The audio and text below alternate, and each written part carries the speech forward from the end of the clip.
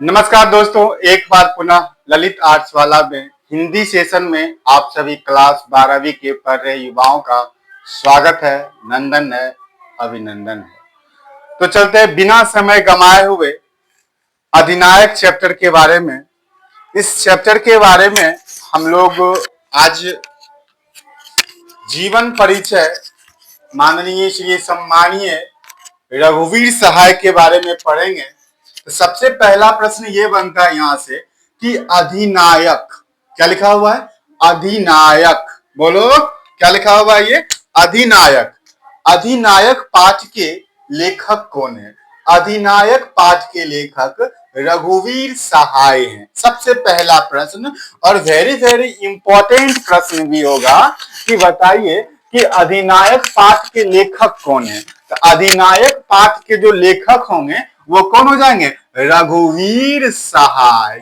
रघुवीर सहाय, बताइए अधिनायक पाठ के लेखक रघुवीर सहाय। अधिनायक पाठ के लेखक रघुवीर सहाय। अब अगर बिहार बोर्ड वाले ऐसे प्रश्न पूछ सकते हैं कि अधिनायक पाठ के लेखक रघुवीर सहाय या फिर अधिनायक पाठ के लेखक कौन हो गए, तो रघुवीर सहाय हो गए। या ऐसे भी तो प्रश्न वो पूछ सकते हैं कि रघुवीर सहाय ने लिखा, क्या लिखा? अधिनायक पाठ लिखा ना। ऐसा भी तो प्रश्न पूछ सकता है। तो वो अधिनायक पाठ के लेखक कौन हो गए? रघुवीर सहाय। और रघुवीर सहाय के द्वारा लिखा गया कौन सा पाठ है? तो वो है अधिनायक। इतनी सी बात में इतनी सी कोई दिक्कत है तो भैया आप कमेंट कर बताइए। दो शब्दों में तो कोई दिक्कत नहीं होना चाहिए।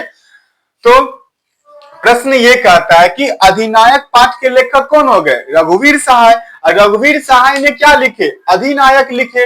अब इसके जीवन परिचय के बारे में हम लोग प्रकाश डालते हैं।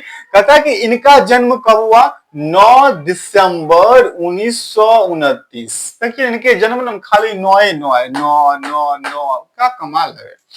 जन्म इनका 9 दिसंबर 1929। जन्म कब हुआ? 9 दिसंबर 1929। 9 दिसंबर 1929 को इनका जन्म होता है। तो सबसे पहला प्रश्न ये पूछेंगे वो लोग, बताइए रघुवीर सहाय का जन्म कब हुआ? तो रघुवीर सहाय का जो जन्म हुआ 9 दिसंबर 1929 को होती है। 9 दिसंबर 1929 को इनका जन्म होता है। पहला क्वेश्चन क्लियर हुआ। रघुवीर सहाय का जन्म कब हुआ? 9 दिसंबर 1929 को। अब कहता है इनका निधन 30 दिसंबर। देखिए जन्मे भी 19 दिसंबर में और इनका निधन भी हो गया कब? दिसंबर में है। तो जन्म 9 दिसंबर 1929 को और मर गए 29 के बाद क्या 30। ऐसा बात नहीं है, सिर्फ आप जोड़ रहिए 30 दिसंबर 1990 को इनकी मृत्यु हो गई। 29 देखो 9 दिसंबर जन्म, 30 दिसंबर मृत्यु, 1929 इनका जन्म और 1990 इनकी निधन। 1990 इनकी निधन। देखिए इनके जीवन में 9 का चक्कर लगा हुआ, डबल नौ। क्या कमाल है, इसमें मरने वाला खाली 9 है लगातार। तो दो चीज आपको याद होनी चाहिए। सबसे पहला कि अधिनायक पाठ के लेखक कौन हो गए? अधिनायक पाठ के लेखक माननीय श्री रघुवीर सहाय हो गए। अब कहता है इनका जन्म कब हो गया? 9 दिसंबर 1929 को। इनका निधन कब हो गया? 30 दिसंबर 1990। कब हो गया इनका? 30 दिसंबर 1990 को। 2 पॉइंट क्लियर एंड कट होना चाहिए। और इस हिंदी के विषय में ये मत आशा कीजिए कि इनका जन्म और किनका मरण पूछा जाएगा। एक ना आप लिस्ट बनाओ, जन्म वाली, इधर जन्म, मृत्यु यानी निधन, और लेखक माता पिता का एक फॉर्मेट बनाओ और जहां आप सोते हैं उसके सामने लगाओ और रोज उठकर एक बार निहारिए। हाँ, एक आवश्यक सूचना आप सभी को देना मैं चाह रहा हूं कि आज 5 नवंबर हो चुका, कल 6 नवंबर है जो हमारी विधानसभा चुनाव है। इसलिए आप सभी का क्लास यानी क्लास कल बंद रहेगी। क्लास कल आप सभी का बंद रहेगी। यानी विधानसभा चुनाव के उपलक्ष्य में आपकी क्लास कल बंद रहेगी, ये समाचार जनहित में जारी होनी चाहिए। क्योंकि जिस दिन चुनाव होती है 44 धारा आसपास के क्षेत्रों में लगा देती है। 44 धारा लगने का मतलब ये हुआ कि कहीं पर 4, 10, 5 आदमी आप झुंड के रूप में नहीं रह सकते हैं। तो इसी कारण से और अपना कोचिंग के थोड़े ही दूर के आगे में वहां पर अजहर कचहरी है, तो वहां पर चुनाव होती है, इसीलिए आपका क्लास कल बंद रहेगा। क्लास यदि बंद रहती है, कल क्लास बंद रहती है, तो यूट्यूब सेशन पर आपकी हर विषय का चलाने का प्रयास किया जाएगा। हर विषय का मतलब हिस्ट्री का भी और इंग्लिश का भी आपका क्लास बंद नहीं रहेगा, क्लास चलते रहे, बी कंटिन्यू। चलिए नाउ स्टार्ट, आते पॉइंट पर। तो सबसे पहली बात यहाँ पर यह है कि बताइए, सबसे पहला क्वेश्चन, अधिनायक पाठ के लेखक कौन हो गए? अधिनायक पाठ के लेखक माननीय अधिनायक पाठ के लेखक कौन हो गए? तो अधिनायक पाठ के लेखक हो गए रघुवीर सहाय। अधिनायक पाठ के लेखक, अधिनायक पाठ के लेखक बोलो, जितने भी भाई देख रहे हो, जितने भी देख रहे हो सभी बोलो, अधिनायक पाठ के लेखक कौन हो गए? रघुवीर सहाय। बोलो, बैठे बैठे बोलो वहां पर, अधिनायक पाठ के लेखक रघुवीर सहाय, अधिनायक पाठ के लेखक रघुवीर सहाय। रघुवीर सहाय ने क्या लिखे? अधिनायक लिखे। अधिनायक पाठ के लेखक रघुवीर सहाय। इनका जन्म कब हुआ? 9 दिसंबर 1929 को। बोलो बैठे बैठे वहीं पर, इनका जन्म कब हुआ? 9 दिसंबर 1929। 9 दिसंबर 1929। बताओ जन्म कब हुआ? फटाक से कमेंट करो, जन्म कब हुआ इसका? जन्म कब हुआ इनका रघुवीर सहाय का? रघुवीर सहाय का जन्म कब हुआ? कमेंट करो फटाफट। 9 दिसंबर 1929। 9 दिसंबर 1929। इनका निधन कब हुआ? इनका निधन 30 दिसंबर 1990 ईस्वी को होता है। 1990 ईस्वी को इनका क्या हो जाता है? निधन हो जाता है। चलिए बाबू, जन्म स्थान का भैया, जन्म स्थान इनका लखनऊ यूपी। जन्म स्थान क्या हुआ? लखनऊ। रघुवर का जन्म लखनऊ में होते ही है, यूपी में तो है ही है रघुवर अपना, तो जन्म स्थान कहां हो गया इनका? लखनऊ यूपी। जन्म कब हो गया? जन्म कब हो गया? जल्दी बोलो। जन्म 9 दिसंबर 1929 को। निधन इनकी हो गई कब? 30 दिसंबर 1990 को। जन्म स्थान का लखनऊ यूपी। लखनऊ यूपी। कहां हो गया इनका जन्म? लखनऊ यूपी में इनका क्या हो गया? जन्म हो गया। कोई दिक्कत यहां तक में कोई भाई को? जन्म 9 दिसंबर 1929 को। जल्दी बताइए फटाफट, फटाफट बताना। बताइए जन्म कब हो गया? 9 दिसंबर 1929 को। इनका निधन कब हो गया? 30 दिसंबर 1990 को। जन्म स्थान कहाँ है? तो लखनऊ यूपी में इनकी क्या है? जन्म स्थान हो गया। लखनऊ यूपी में इनका क्या हो गया? जन्म स्थान का। पिता का नाम हरदेव सहाय। पिता का नाम हरदेव सहाय। हरदेव के बेटा रघुवीर। हरदेव के बेटा रघुवीर। हरदेव सहाय। पिता का नाम क्या हो गया? पिता का नाम, इनके पिता का नाम हरदेव सहाय, और इनके हरदेव सहाय के पुत्र का नाम क्या हुआ? रघुवीर सहाय। रघुवीर सहाय के पिता का नाम हरदेव सहाय। अब आपको मैं 1,00,000 बात बताऊं, जो प्रश्न पूछे जाएंगे, ये तो बहसबाजी का प्रश्न है। प्रश्न ये पूछे जाएंगे कि बताइए किनके पिता पेशे से शिक्षक थे? रघुवीर सहाय। किनके पिता पेशे से शिक्षक थे? रघुवीर सहाय। शिक्षक शिक्षक पूछेंगे कि निम्नलिखित में से किस कवि, जब मैं क्वेश्चन बोलूं ना तो प्रयास कीजिए कहीं शॉर्ट में ना लिख लिया कीजिए, ताकि ताकि आपकी स्मृति पटल पर अंकित रहे। प्रश्न ये पूछा जा रहा है भैया कि बताइए निम्नलिखित कवियों में से या निम्नलिखित में से किनके पिता शिक्षक थे?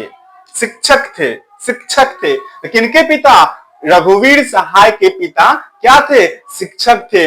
पेशे से, रघुवीर सहाय पेशे से क्या थे? ये प्रश्न नहीं बनता। ये प्रश्न बनेगा 110% कि निम्नलिखित में से किसके पिता शिक्षक थे? किसके पिता?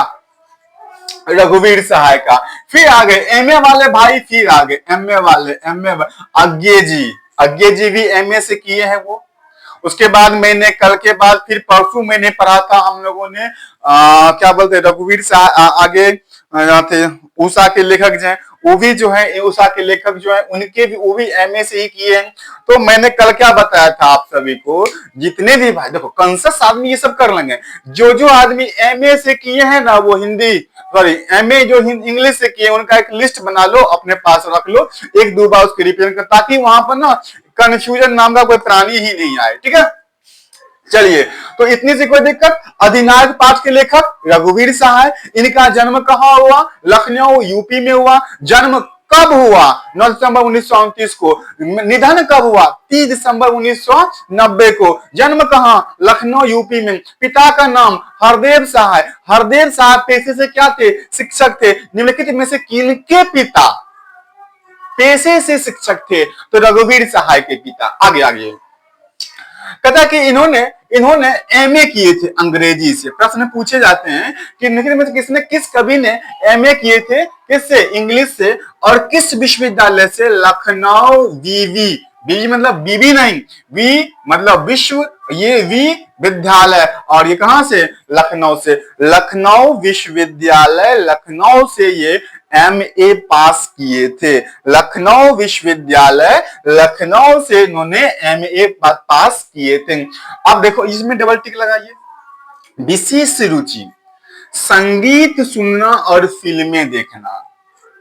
संगीत सुनना और फिल्में देखना पूछेगा। बताइए कि निम्नलिखित में से किस कवि की विशेष रुचि या रुचि है संगीत सुनना और फिल्में देखना। प्रश्न क्या पूछेंगे, निम्न में से किस कवि का अभिरुचि फिल्म देखना और संगीत सुनना है, तो आंसर क्या हो जाएगा अपना, रघुवीर सहाय। आंसर क्या हो जाएगा बउआ, आंसर हो जाएगा अपना रघुवीर सहाय। बोल भाई किसी को दिक्कत, कोई दिक्कत किसी प्रकार का कोई दिक्कत तो बताओ। अच्छा थोड़ा सा आपके मोबाइल में जा रहा है मुरना का आवाज, जा रहा है मुरना का। देखिए मेरे मोहल्ला में ना आज एक मुरना है, मुरना भी मेरे दोस्त के बेटवा है, तो आप हम क्या ही कर सकते हैं भैया। और आपका क्लास भी चलाना बहुत बहुत जरूरी है, तो इसीलिए चाह रहे हैं तनी आप मुरना का भी आनंद लीजिए, है ना। आप मुरना वाली देख रही है कि नहीं देख रही है, देख रही है, चलो ठीक है। मुरना का आनंद लो, बबुआ के लागत हो, तनी आप भी लगवा ही लो, ठीक है। तो देख ले जो आज बाबू बता रहे अधिनायक पाठ के लेखक कौन होंगे, अधिनायक पाठ के लेखक रघुवीर सहाय। अधिनायक पाठ के लेखक रघुवीर सहाय किस विषय से एमए किए, अंग्रेजी विषय से। इनके पिता का नाम बताइए, हरदेव सहाय। इनके पिता पेशे से क्या थे, शिक्षक थे। इनका जन्म कब हुआ, 9 दिसंबर 1929 को। इनका निधन कब हुआ, 30 दिसंबर 1990 को। जन्म स्थान बताइए, लखनऊ यूपी। चलिए अब कहता है यहां से जितने भी प्रश्न है वो एकदम से विचारणीय प्रश्न है, एकदम लल्लन टॉप प्रश्न है। कैसा प्रश्न रे, लल्लन टॉप प्रश्न। क्या कहता है कि अपनी और समकालीन कविता, समझेंगे आराम से, मजाक वाली बात यहां पर नहीं है। अपनी यानी रघुवीर सहाय खुद की कविता, और समकालीन कविता जिस समय रघुवीर सहाय थे उस समय की कविता। और कोई लिखे होंगे ना हो, ये अपनी कविता भी लिखे और रघुवीर सहाय के साथ साथ और भी तो कवि कविता लिखे होंगे। कहता कि अपनी कविता और समकालीन कविता के वाचन, कौनचन वाचन का मतलब कहता कि बोलने हेतु या फिर वाचन के लिए। वाचन का मतलब ये होता है बोलना या पढ़ने के लिए, ऐसे करने के लिए ना। वाचन के लिए कौमुदी, कौमुदी, फिर से बोलो कौमुदी। बोलो नाम क्या है इसका, कौमुदी। बोलो भैया नाम क्या है, कौमुदी।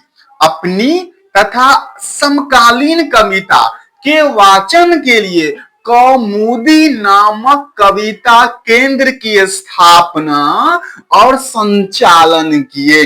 पहले आप पढ़ लो, प्यार से पढ़ो, चिल मारो, chill chill chill chill chill chill chill chill chill मारो। क्या कहता है, अपनी यानी रघुवीर सहाय खुद की, और समकालीन कविता, उस समय की जो कविताएं थी उनके वाचन के लिए, पढ़ने के लिए, ये करने, वाचन करने, प्रचार प्रसार करने, वाचन मतलब वाचन का अर्थ ही हुआ बोलना, या जैसे कोई रामायण का वाचन करते हैं, कुरान का, पुराण का वाचन होती है ना, वाचन के लिए एक कौमुदी नामक कविता केंद्र की स्थापना भी किए और उनका उन्होंने संचालन भी किया। अब प्रश्न कैसे पूछेगा सर, आप प्रश्न कैसे पूछेगा, तो प्रश्न ये पूछेगा निम्नलिखित में से किस कवि ने, बोलो निम्नलिखित में से किस कवि ने कुमौदी नामक कविता केंद्र की स्थापना किए, किसने किए, रघुवीर सहाय ने। क्या आपको समझ में आ रहा है कि नहीं आ रहा है? यस या नो, यस या नो, यस या नो, यस या नो, यस या नो। ठीक है, पूछेगा कि निम्न से किस कवियों ने कुमौदी नामक कविता केंद्र की स्थापना किया, तो रघुवीर सहाय ने। बता, कुमौदी नामक, बोलो कौमुदी, फिर से बोलो कौमुदी, जोर से बोलो कौमुदी नामक कविता केंद्र। फिर से बोलो एक बार जोर से, जो बैठे हुए हो वहीं से बोलो, कोरिया तो नहीं बोलेगा, जो होशियार बंदा हो पढ़ो। अगर मेरे साथ बन के रहते हो, हम में मिल के रहते हो, तो आपका अच्छा होगा, क्लास में यहीं पर आपको याद हो जाता। तो का जरूरी है फिर बाद में याद करने का। तो कौमुदी का भैया, कौमुदी नामक कविता केंद्र की स्थापना किस कवि ने किए, तो रघुवीर सहाय ने किए। कौन कौन केंद्र है बाबू, कौमुदी, कौमुदी कविता। तो कौमुदी नामक कविता केंद्र की स्थापना किसने किया, कौमुदी नामक कविता केंद्र की स्थापना रघुवीर सहाय ने किए। चलो अब फिर लाख टका का प्रश्न आ लो। प्रश्न पूछेगा सम्मान, इन्हें मिला था साहित्य अकादमी पुरस्कार, पुरस्कार, साहित्य अकादमी पुरस्कार। सम्मान क्या मिला इनको, साहित्य अकादमी पुरस्कार। प्रश्न पूछेंगे कि साहित्य अकादमी पुरस्कार किसे मिला, रघुवीर सहाय को। ये प्रश्न कभी ना पूछेंगे। तो बोले मास्टर काहे उस समय से फंसा रहा था। अब पूछेगा भैया, ये पूछेगा कि बताइए रघुवीर सहाय को साहित्य अकादमी पुरस्कार किस रचना के लिए मिले हैं, तो लोग भूल गए हैं, लोग भूल गए हैं के लिए इन्हें मिला है। लोग के लिए अलग है, लोग भूल गए हैं के लिए मिला है।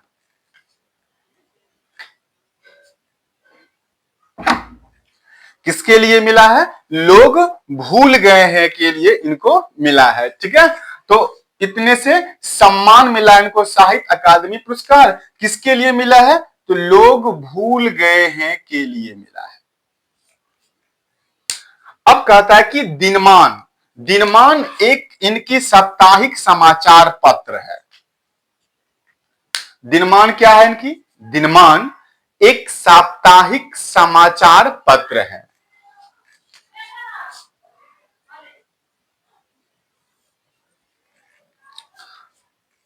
किसी को दिक्कत नहीं हो रही थी। दिनमान, प्रश्न पूछेगा कि दिनमान एक साप्ताहिक समाचार पत्र के प्रधान संपादक। अब प्रश्न यहां से पूछेगा कि दिनमान साप्ताहिक समाचार पत्र के प्रधान संपादक कौन थे, रघुवीर सहाय थे। कौन थे, रघुवीर सहाय। दिनमान समाचार साप्ताहिक, प्रश्न ऐसा, रिलैक्स रिलैक्स, प्रश्न ऐसा पूछेगा कि दिनमान क्या है, तो एक साप्ताहिक समाचार पत्र है। दिनमान क्या है, दिनमान एक साप्ताहिक समाचार पत्र है। बोलो पहला क्लियर, क्या कहता है, दिनमान क्या है, तो दिनमान एक साप्ताहिक समाचार पत्र है। दिनमान क्या है, एक साप्ताहिक समाचार पत्र है। बोलो दिनमान क्या है, तो दिनमान एक साप्ताहिक समाचार पत्र है। बोलो दिनमान क्या है, दिनमान एक साप्ताहिक समाचार पत्र है। इस साप्ताहिक समाचार पत्र के प्रधान संपादक कौन थे, रघुवीर सहाय। इस प्रश्न पूछेगा दिनमान क्या है, एक साप्ताहिक समाचार पत्र था। इस साप्ताहिक समाचार पत्र के प्रधान संपादक कौन हो गए, रघुवीर सहाय। तो साप्ताहिक साप्ताहिक समाचार पत्र के प्रधान संपादक कौन हो गए? रघुवीर सहाय हो गए। इतना बात समझे। कौमुदी नामक कविता केंद्र की स्थापना किसने किया? तो रघुवीर सहाय। दो प्रश्न यहां से कीजिए। कौमुदी नामक कविता केंद्र की स्थापना किसने किए? रघुवीर सहाय। दिनमान क्या है? दिनमान एक साप्ताहिक समाचार पत्र है जिसकी स्थापना किसने किए? रघुवीर सहाय। उस स्थापना का संचालन भी किसने किया? रघुवीर सहाय ने ही किया था। अब प्रश्न, ये प्रश्न आपके अच्छे प्रश्न यहां से बनेंगे। पूछेंगे प्रश्न कि बताइए पत्रकारिता आरंभ, यानी रघुवीर सहाय ने पत्रकारिता का आरंभ कब किससे किया? नवजीवन से किए। नवजीवन लखनऊ से लिखा गया था, समाचार पत्र ही है। पत्रकारिता का आरंभ कहां किससे किए हैं? नवजीवन से। रघुवीर सहाय ने अपनी पत्रकारिता का जीवन किससे किया है? किससे? नवजीवन से। तो प्रश्न ऐसा बनेगा कि डायरेक्ट पूछ लेगा वो कि बताइए रघुवीर सहाय ने अपने पत्रकारिता का जीवन का आरंभ कब से, कहां से किए हैं? किस लेख से किए? तो नवजीवन से किए हैं। अब यहां से ये प्रश्न पूछा गया, आकाशवाणी वाला देख रहे हैं ना आप, आकाशवाणी वाली, ये प्रश्न बिहार बोर्ड ने पूछा है कि समाचार पत्र विभाग, क्या नाम है इसका? समाचार पत्र विभाग, आकाशवाणी, नई दिल्ली में संवाददाता। प्रश्न पूछा गया ऐसा कि निम्न में से कौन से कवि ने आकाशवाणी में संवाददाता रहे हैं? तो वो कौन रहे हैं? रघुवीर सहाय। देखो ये स्टार लगाओ, यहां पर स्टार लगाओ, कुमोदी में स्टार लगाओ और दिनमान में आप स्टार लगाओ। तीन चीज में स्टार लगाओ। तीनों चीज बहुत जटिल चीजें हैं, मैंने बहुत सर्च के बाद इसको खोज कर निकाला है। देखो आपकी किताब में तो हर चीज दिया गया है, लेकिन मैंने इसको सर्च कर कर अच्छे से क्या प्रश्न पूछ रहा है, वो क्या पूछने की संभावनाएं हैं, तो मैं ऐसा लाने का प्रयास कर रहा हूं। तो पहले देखो ये सम्मान में भी आप लगाओ, सम्मान यहां भूल गए हैं कि इसमें स्टार लगाओ, स्टार लगाओ इसको। ये अच्छे प्रश्न हैं। ये तीन प्रश्न यहां। सबसे पहली प्रश्न, कुमोदी नामक कविता केंद्र की स्थापना किसने किया? लिखा हुआ है ना, कुमोदी नामक कविता केंद्र की स्थापना रघुवीर सहाय ने की।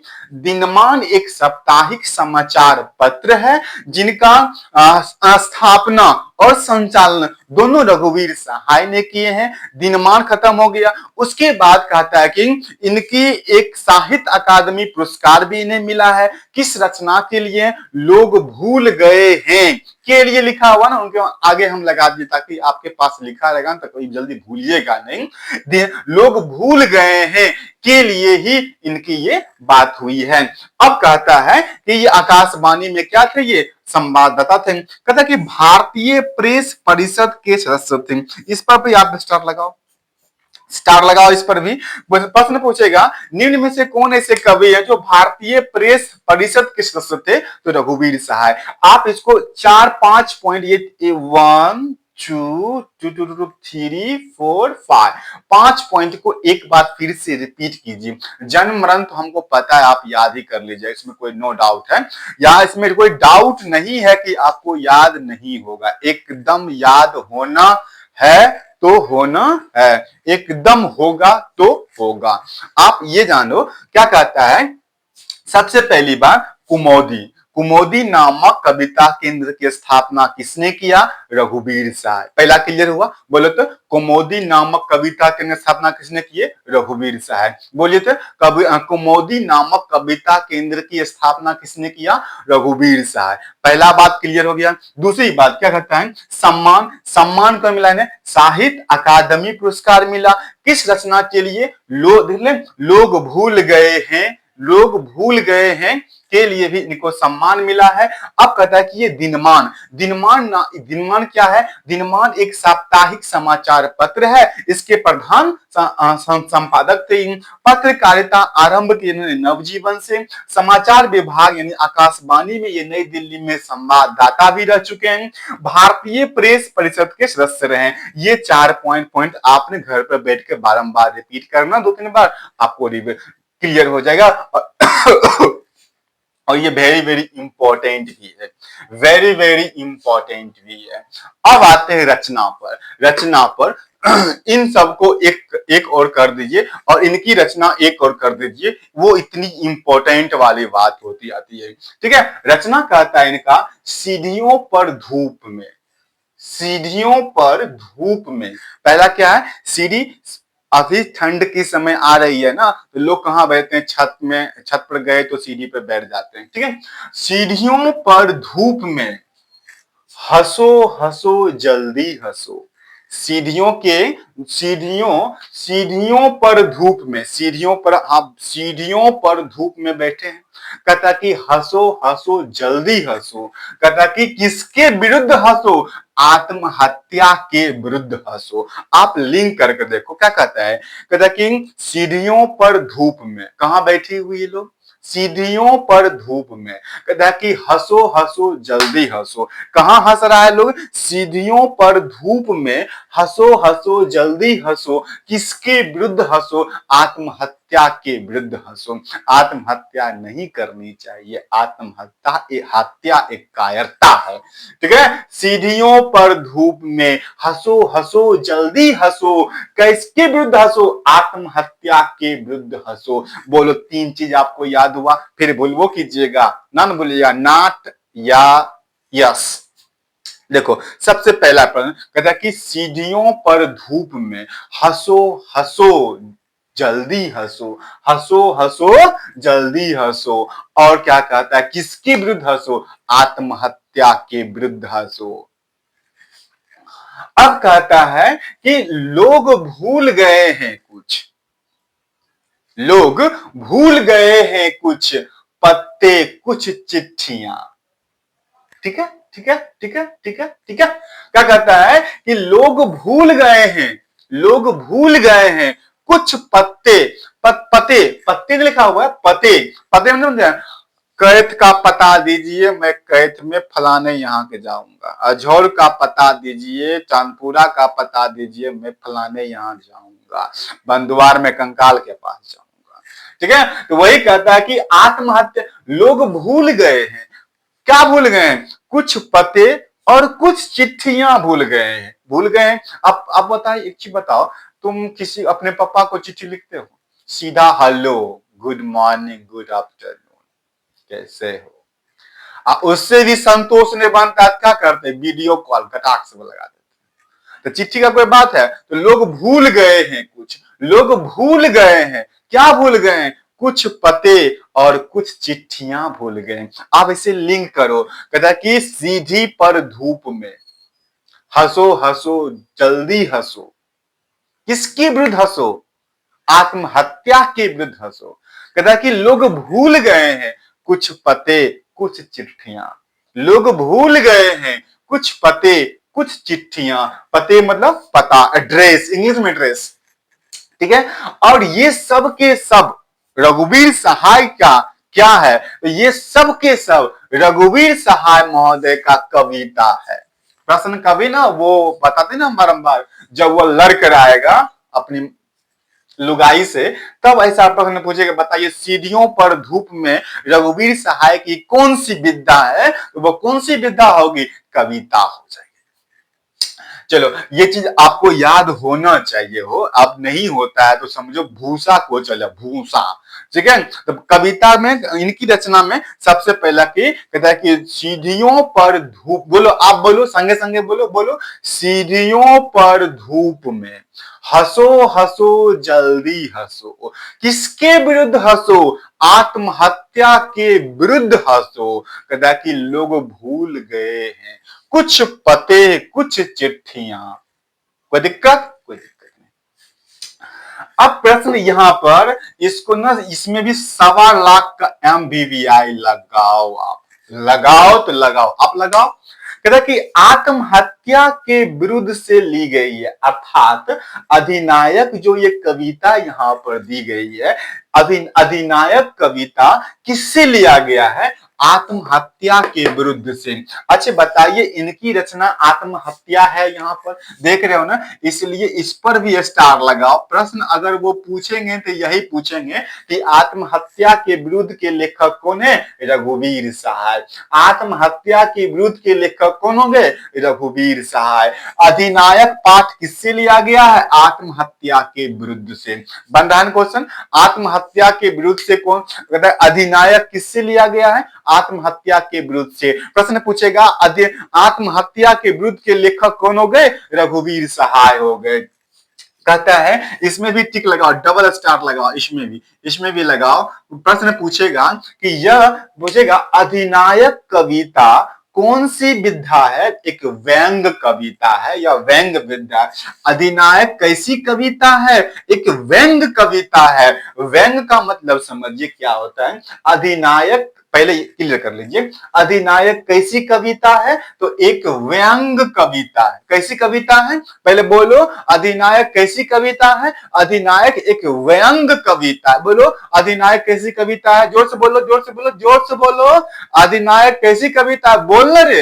अधिनायक कैसी कविता है? अधिनायक एक व्यंग कविता है। कैसी कविता? व्यंग कविता। कैसी कविता? व्यंग कविता। अब प्रश्न ऐसा भी, निम्नलिखित में से कौन व्यंग कविता है? तो कौन है? अधिनायक है। निम्नलिखित में से कौन कविता व्यंग है? कौन कविता है? अधिनायक कविता। अधिनायक कविता है एक व्यंग कविता है। निम्न में से कौन कविता व्यंग कविता है? अधिनायक है। अधिनायक कविता है एक व्यंग कविता है। व्यंग कविता है अधिनायक। कोई दिक्कत? अब देखो व्यंग का मतलब क्या होता है। जैसे क्लास में आप हम सब रहते हैं और अगर बगल में बैठा हुआ है ये कुरकुरे महोदय और यहाँ पर ये पतलू महोदय बैठा हुआ है, हम मोटू को बोल रहे हैं मोटू तुम बहुत पतले हो गए हो, तुम क्या कर खा रहे हो, तो मोटू को किस व्यंग किस पर हो रही है? पतले पर। समझे? व्यंग का मतलब हुआ कटाक्ष करना, कटाक्ष कटाक्ष कटाक्ष। ठीक है, तो व्यंग का मतलब इस तरह से हुआ कि मजाक उड़ाने का ढंग, व्यंग करना इस तरह का ना। व्यंग करना, जैसे कोई लड़की अगर माथे में लाल हरियर चूड़ियर एकदम से क्लिप लगा कर आए है ना, और लड़की में लड़की सबसे बेसी जलन होता है, तेजा को बताया दक्षिण है दक्षिण है दक्षिण है दक्षिण, इसको क्या कहते हैं? इसको जलन उत्पन्न करना हुआ। अब उसके बाद उस दिन वो लगा कर नहीं आई और वो तीसरा आदमी अगर वही लड़की जो बोल रही वो है लगाकर आई कल, तब बोलेगा हमको दोस्ती थी, देखो न ओकरा देखो ना। तो ये क्या हुआ? कसना, एक तरह से व्यंग करना हो गया ना। तो चलते कथा की, और मतलब सीधा समझे व्यंग का मतलब मजाक उड़ाना। ठीक है, चलिए कहते कि यहीं से देखिए, व्यंग कविता में अधिनायक शब्द हेतु प्रयोग हुआ है।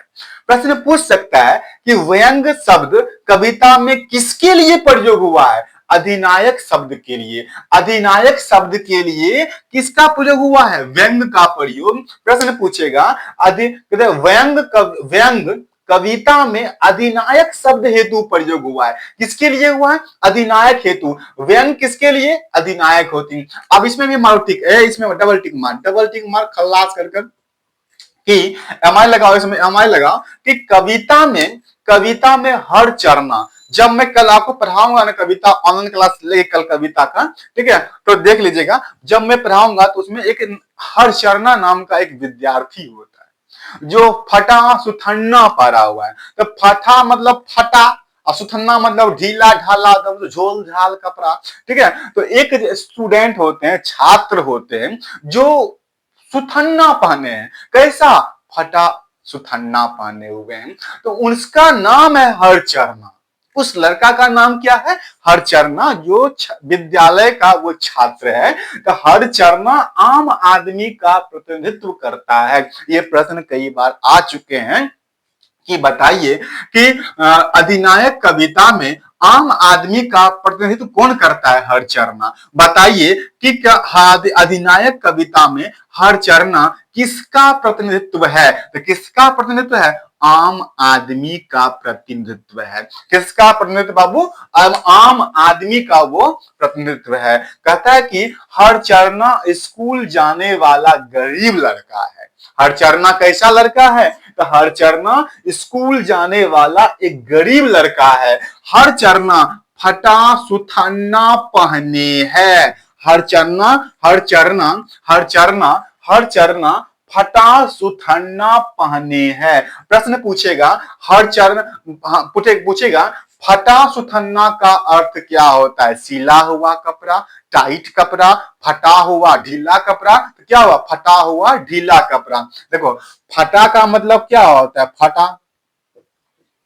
सुथन्ना का मतलब होता है ढीला ढाला, ढीला ढाला।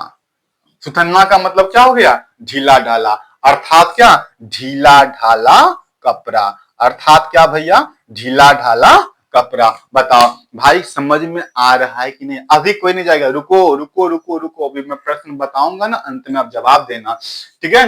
सबसे पहले बताओ कि अधिनायक पाठ के लेखक कौन हो गए? अधिनायक पाठ के लेखक कौन? जल्दी बोलो। अगर जो चल गया और किति क्रिया छोड़ देगा, किति क्रिया और शिक्षक वो नहीं, समझ लो पढ़ाई खराब हो जाएगा। अधिनायक पाठ के लेखक कौन हो गए? रघुवीर सहाय। इनका जन्म कब हुआ? 9 दिसंबर 1929 को। इनका निधन कब हो गया? 3 दिसंबर 1990 को। इनका जन्म स्थान कहां हुआ? लखनऊ यूपी में। किस विषय से ये एमए पास किए? एमए से आती इंग्लिश से पास किए, अंग्रेजी से पास किए। लखनऊ विश्वविद्यालय लखनऊ से प्राप्त किए, पास किए। इनके पिता का नाम हरदेव सहाय हुए। हरदेव सहाय पेशे से क्या थे? शिक्षक थे। निम्नलिखित कवियों में से किनके पिता शिक्षक हुए? तो रघुवीर सहाय जी के पिता शिक्षक हुए। ये कुमुदी नामक कविता केंद्र की स्थापना किए। इन्होंने इन्होंने दिनमान समाचार, एक साप्ताहिक समाचार पत्र की स्थापना और संचालन भी किए इन्होंने। और आगे चल के इन्होंने टेलीविजन विभाग में, समाचार पत्र विभाग में, टेलीविजन विभाग में भी कार्यरत रहे। इनकी रचना आपने देखा, इनकी रचना क्या है? सीढ़ी पर धूप है, सीढ़ियों सीढ़ियों पर धूप है, हंसो हंसो जल्दी हंसो। किसके विरुद्ध हंसो? आत्महत्या के विरुद्ध हंसो, विरुद्ध हंसो। उसके बाद कहता है कि लोग भूल गए कुछ पते, कुछ चिट्ठियां भूल गए हैं। अब कहता है कि ये जो अधिनायक है किससे लिया गया है? इनकी ही एक रचना है जो नाम है आत्महत्या के विरुद्ध से यह कविता लिया गया है। प्रश्न पूछता है, वेरी वेरी इंपॉर्टेंट है, मैंने आपको टिक भी लगवाया है। फिर यहां से एक प्रश्न पूछता है कि बताइए हरचरना किसका प्रतिनिधित्व करता है? तो आम आदमी का प्रतिनिधित्व करता है। हरचरना एक स्कूली विद्यार्थी है या छात्र है। उसके बाद हरचरना क्या पहना हुआ है? फटा सुथन्ना पहना हुआ है। तो हम आशा करते हैं कि आप ये पढ़कर अपने जीवन में और अपने परीक्षा में अच्छा करेंगे। तो आज भर इतना ही। एक बार पुनः जय हिंद।